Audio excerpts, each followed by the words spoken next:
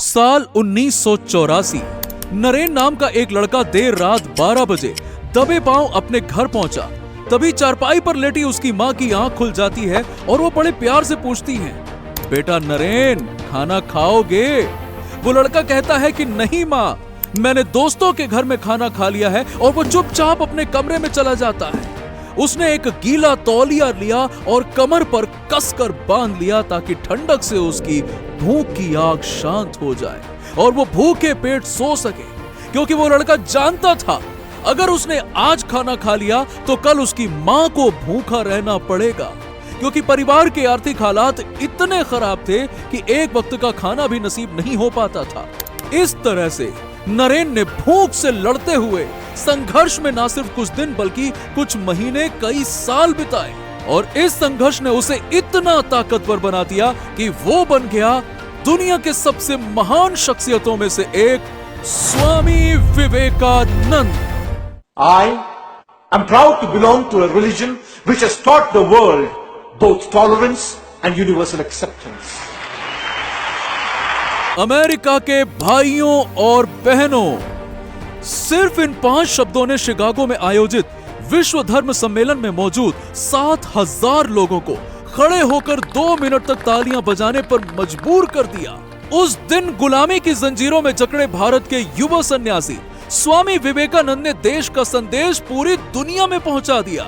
वही स्वामी विवेकानंद जिन्हें Jamshedji Tata, Nikola Tesla, Subhash Chandra Bose और लाल बहादुर शास्त्री जैसे महान लोग अपना हीरो, अपनी प्रेरणा का स्रोत मानते थे, जिन्होंने हिंदुस्तान की युवा पीढ़ी से कहा था, उठो, जागो और तब तक मत रुको जब तक लक्ष्य की प्राप्ति न हो जाए। और उन्होंने अपनी बातों में कई बार वेस्टर्न कल्चर को धोया, लेकिन अमेरिकी अखबार भी उनकी तारीफ में लिखते थे, स्वामी विवेकानंद दुनिया के सबसे महान व्यक्ति हैं। लेकिन इस महानता के पीछे छिपा था वो संघर्ष, गरीबी, भूख, अकेलापन और कई बीमारियों के बावजूद आगे बढ़ते रहने की वो दास्तां, जिसके बारे में सुनने मात्र से हर किसी के रोंगटे खड़े हो जाते हैं। और आज हम स्वामी विवेकानंद के इसी स्ट्रगल से जुड़े कुछ हैरान कर देने वाले किस्से जानेंगे, साथ ही सुनेंगे उनकी महान शिकागो स्पीच और ऐसी सीख जो मुश्किल से मुश्किल समय में आपकी प्रेरणा का स्रोत बनेगी। और यकीन मानिए, ये वीडियो आपकी जिंदगी बदल देगी। लेकिन उससे पहले प्लीज आप इस वीडियो को एक लाइक जरूर कर दीजिएगा। 12 जनवरी 1863 कलकत्ता के एक बंगाली परिवार में स्वामी विवेकानंद का जन्म होता है। बचपन में इनका नाम नरेंद्र नाथ दत्त रखा गया और परिवार वाले इन्हें प्यार से नरेन कह के बुलाते थे। उनके पिता विश्वनाथ दत्त खूब उदार थे। वो लोगों की मदद करने के लिए अपने पूरे पैसे खर्च कर देते। स्वामी जी के जीवन में संघर्ष पिता की मृत्यु के साथ शुरू हुआ, जब अपने 2 भाई, 2 बहन और मां की जिम्मेदारी उनके नाजुक कंधों पर आ गई।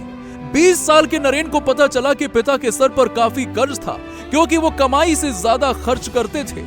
उनके जाते ही घर के साथ गहने, सामान सब कुछ नीलाम हो गया। जो बचा उसे रिश्तेदारों ने हड़प लिया और चाचा चाची ने घर से निकाल दिया। उस वक्त नरेन ने समझा कि अत्यंत गरीबी क्या होती है। वो कई रात भूखे पेट सोए, भिक्षा भी मांगी। वो नंगे पैर कॉलेज जाते, कई बार कॉलेज क्लासरूम में भूख से बेहोश होकर गिर जाते। उनकी उम्र के युवाओं ने उनका काफी मजाक उड़ाया, लेकिन इतनी समस्याओं के बावजूद अपने आत्मविश्वास और आत्मसम्मान को कभी डगमगाने नहीं दिया। और इसी दौरान आध्यात्मिक तौर पर उन्होंने काफी प्रगति की। वो रोजाना अपने गुरु श्री राम परमहंस के 12 नगर मठ जाते, जहां वो मठ के शिष्यों को प्लेटो, एरिस्टोटल, बुद्धा और हेगल जैसे महान लोगों के बारे में पढ़कर बताते। लेकिन उन्हें सबसे बड़ा झटका तब लगा जब साल 1886 में उन्होंने अपने गुरु को भी हमेशा हमेशा के लिए खो दिया। वो एक बार फिर से अकेले पड़ गए, लेकिन इस बार उनके कंधों पर बाकी शिष्यों की जिम्मेदारी थी, इसीलिए उन्होंने मठ में ही रहना शुरू कर दिया। अब एक तरफ परिवार की जिम्मेदारी, दूसरी तरफ मठ की जिम्मेदारी, न पैसा और न ही किसी का साथ। अगले 2 वर्षों तक स्वामी जी अकेले ही संघर्ष करते रहे। स्वामी जी कहते हैं कि जितना कठिन संघर्ष होगा, जीत उतनी शानदार होगी। और वो अक्सर अपने शिष्यों से भी यही कहते कि आप मुझे बता दो कि आपने जीवन में कितना संघर्ष किया और मैं आपको बता दूंगा कि आप कितने महान बन सकते हो। इसीलिए दोस्तों, आपके जीवन में चाहे कितनी भी कठिनाइयां क्यों न हो, खुद को कभी छोटा मत समझना, क्योंकि यही संघर्ष एक दिन तुम्हें महान बना सकता है। अब कहानी में आगे बढ़ें तो साल 1888 में उन्होंने मठ छोड़कर भारत भ्रमण करने का फैसला किया और ये कसम खाई कि वो अपने देश के लोगों की भलाई के लिए अपना जीवन कुर्बान कर देंगे। हाथ में एक लकड़ी और पानी का कमंडल लेकर साधु के भेष में उन्होंने लाहौर से लेकर कन्याकुमारी तक पूरे अखंड भारत का भ्रमण करना शुरू किया। इस तरह से अगले 5 सालों तक उन्होंने यात्रा के दौरान हजारों लोगों की मदद की, उन्हें जीवन का असल महत्व समझाया, धर्म का सही महत्व समझाया और इसी बीच उन्हें शिकागो जाकर विश्व धर्म सम्मेलन का हिस्सा बनने का मौका मिला, जहां से उन्होंने अपनी आवाज दुनिया भर तक पहुंचाई। लेकिन उनकी इस ऐतिहासिक स्पीच से पहले उन्होंने ऐसा कठिन समय देखा जिसमें कोई आम इंसान होता तो टूटकर बिखर जाता। विदेशी धरती पर उनके इस स्ट्रगल की शुरुआत हुई जुलाई 1893 से। दरअसल विश्व धर्म महासभा 11 सितंबर 1993 को आयोजित होने वाली थी, लेकिन स्वामी विवेकानंद को इसे लेकर गलत जानकारी मिली थी, इसीलिए वो जुलाई 1993 में ही अमेरिका पहुंच गए। अब इस अनजान शहर में उनके पास सर छुपाने का कोई ठिकाना नहीं था, ना ही इतने पैसे थे कि वो एक दिन भी अपना गुजारा कर पाए। ऊपर से ठंड इतनी कि हड्डियां जम जाए। उन्होंने अगले 3 रातें कभी रेलवे स्टेशन पर तो कभी पार्क की बेंच पर सोकर बिताई। फिर एक शख्स ने कहा कि तुम बोस्टन चले जाओ, वो फैक्ट्री वर्कर्स का सस्ता शहर है। स्वामी जी बोस्टन पहुंचे, जहां दर दर की ठोकर खाने के बाद उनकी मुलाकात प्रोफेसर जॉन हेनरी राइट से हुई, जो स्वामी जी से बहुत प्रभावित हुए और उन्होंने न सिर्फ स्वामी जी की सहायता की बल्कि शिकागो वापस जाने का टिकट भी करवा कर दिया।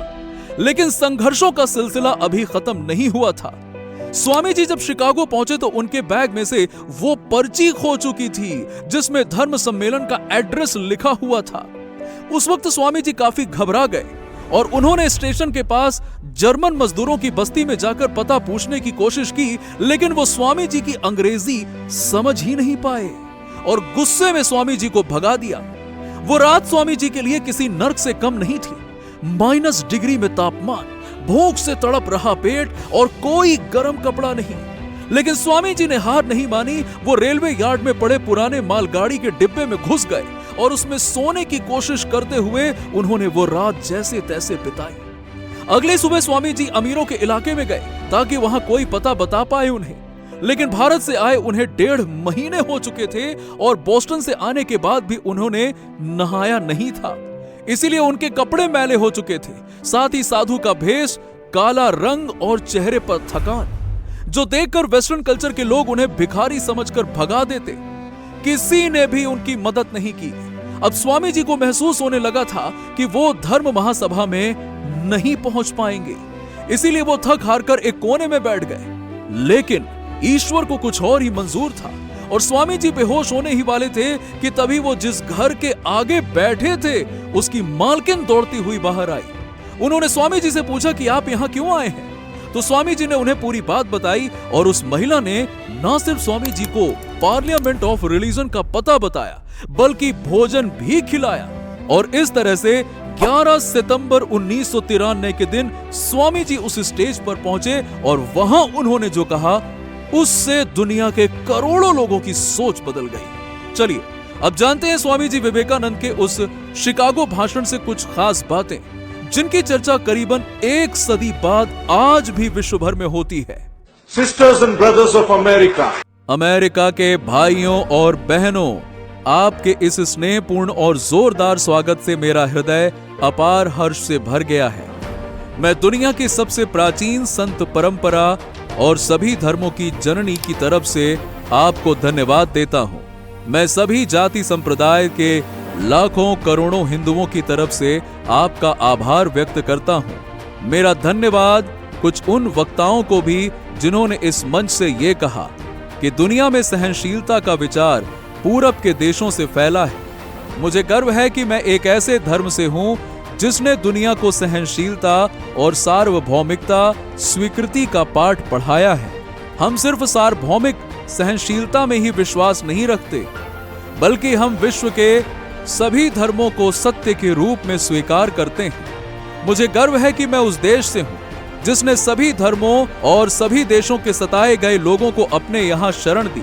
मैं इस बचपन पर वो श्लोक सुनाना चाहता हूं जिसे मैंने बचपन से याद किया और जिसे रोज करोड़ों लोग दोहराते हैं। जिस तरह अलग अलग जगहों से निकली नदियां अलग अलग रास्तों से होकर आखिरकार समंदर में जाकर मिलती हैं, ठीक उसी तरह से मनुष्य अपनी इच्छा से अलग अलग रास्ते चुनते हैं। ये रास्ते देखने में भले ही अलग अलग लगते हैं, लेकिन ये सब ईश्वर तक ही जाते हैं। मौजूदा सम्मेलन, जो कि आज तक की सबसे पवित्र सभाओं में से एक है, वो अपने आप में गीता में कहे गए इस उपदेश का प्रमाण है। जो भी मुझ तक आता है, चाहे कैसा भी हो, मैं उस तक पहुंचता हूं। लोग अलग अलग रास्ते चुनते हैं, परेशानियां झेलते हैं, लेकिन आखिर में मुझ तक पहुंचते हैं। और मुझे उम्मीद है कि इस सम्मेलन का बिगुल सभी तरह की कट्टरता, हठ धर्मिता और दुखों का विनाश करने वाला होगा, चाहे वो तलवार से हो या फिर कलम से। आखिर में बस इतना कहना चाहूंगा कि अगर कोई ये चाहता है कि सारे धर्म नष्ट हो जाएं और सिर्फ उसी का धर्म बचे, तो मैं उसे स्पष्ट शब्दों में ये कह देता हूं कि आप हर धर्म के ग्रंथों में यही लिखा पाएंगे कि सहायता करो, लड़ो मत, आत्मसार करो, विनाश नहीं, शांति रखो, मतभेद नहीं।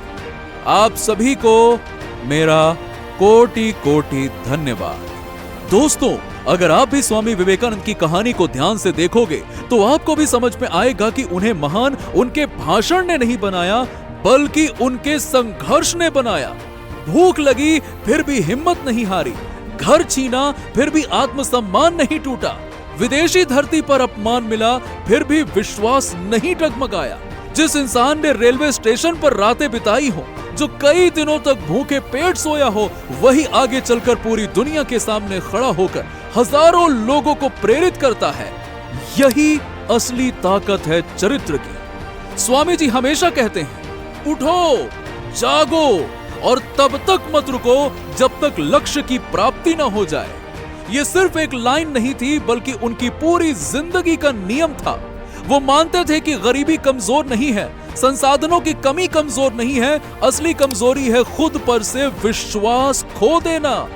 उनका कहना था कि हर इंसान के अंदर अनंत शक्ति छिपी है, बस उसे पहचानने की जरूरत है। स्वामी विवेकानंद हमें एक बहुत बड़ा मंत्र देकर गए हैं। एक विचार लो, उसे अपना जीवन बना लो, उसी के बारे में सोचो, उसी के सपने देखो और वही विचार तुम्हें महान बना देगा।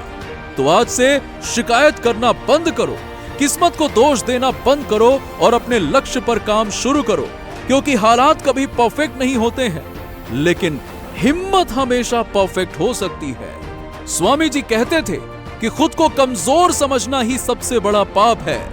हर अच्छी बात का मजाक बनता है, फिर विरोध होता है और फिर उसे स्वीकार लिया जाता है।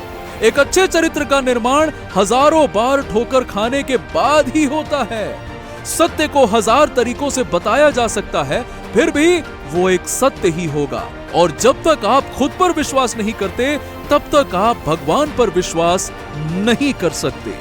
तो मित्रों, स्वामी विवेकानंद की इस अनकही अनसुनी संघर्ष की कहानी से आपने क्या सीखा और आपके जीवन का उद्देश्य यानी कि पर्पस क्या है, कमेंट करके बताइए।